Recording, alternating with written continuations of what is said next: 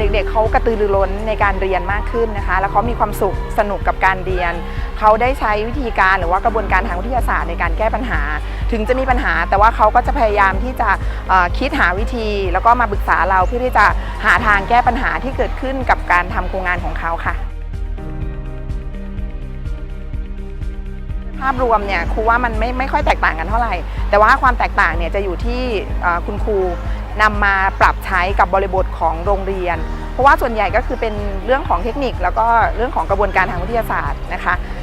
อยู่ที่บริบทของคุณครูแล้วก็แต่ละโรงเรียนมากกว่าค่ะ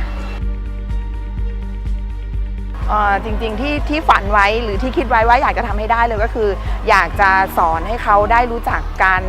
นำโปรเจกต์เบสเนี่ยไปใช้ในชีวิตประจำวันของเขาเอาไปแก้ปัญหาที่เกิดขึ้นในชีวิตของเขาจริงๆสามารถปรับใช้แล้วก็ให้ติดตัวเขาไป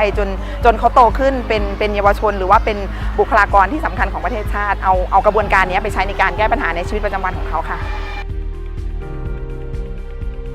สิ่งที่เขาจะได้เขาจะได้กระบวนการนะคะกระบวนการทำงานได้การทำงานร่วมกับคนอื่นกับผู้อื่นเขาได้เพื่อนได้รู้จักการฝ่าฟันอุปสรรคคือบางครั้งเขามีน้ำตาเขาเครียดหรือเขาวิตกกังวลกับเรื่องของปัญหาที่เกิดขึ้นแต่ว่าเราก็จะมาสรุปปิดท้ายของการทำงานของเขาว่าเนี่ยทุกครั้งในชีวิตของเราเนี่ยก็จะมีปัญหามีอุปสรรคแต่ว่าเราต้องก้าวผ่านมันไปให้ได้ค่ะ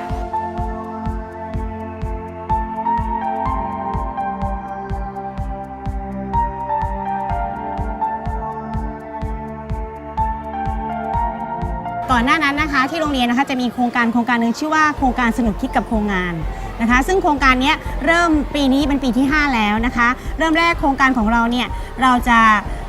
ให้ความรู้กับเด็กนะคะเป็นระ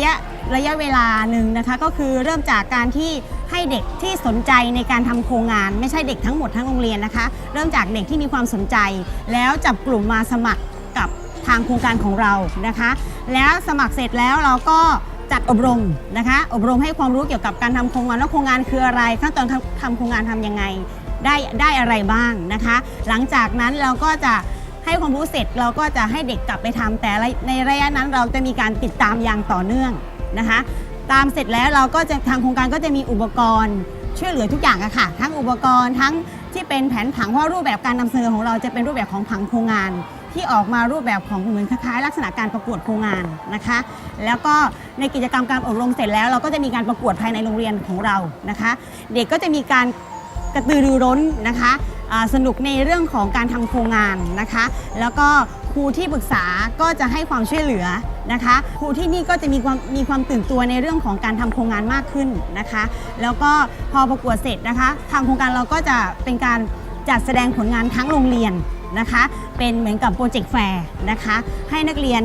ที่ไม่ได้เข้าประกวดเนี่ยเขาให้มาศึกษาความรู้เกี่ยวกับสิ่งที่เพื่อนๆได้ทำไปแล้วนะคะแล้วก็มอบรางวัลนะคะรางวัลในการประกวดโครงงานแล้วก็มอบกิตติบัตรให้กับคุณครูที่เข้าร่วมโครงการทุกคนค่ะอยากจะบอกว่านันสามารถการทำโครงงานนะคะสามารถนำไป